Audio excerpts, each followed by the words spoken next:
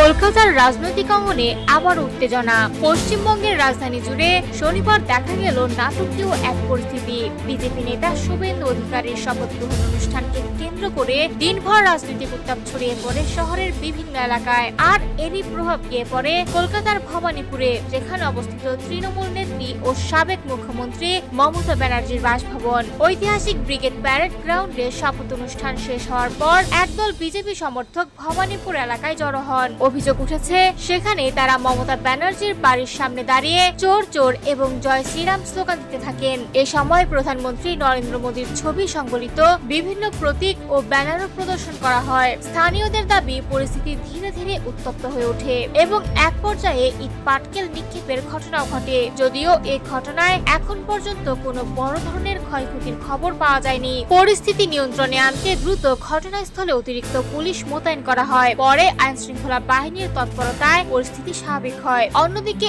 একই দিনে নিজের বাসভবনে রবীন্দ্র জয়ন্তী উপলক্ষে বিশেষ অনুষ্ঠানের আয়োজন করেন মমতা ব্যানার্জি।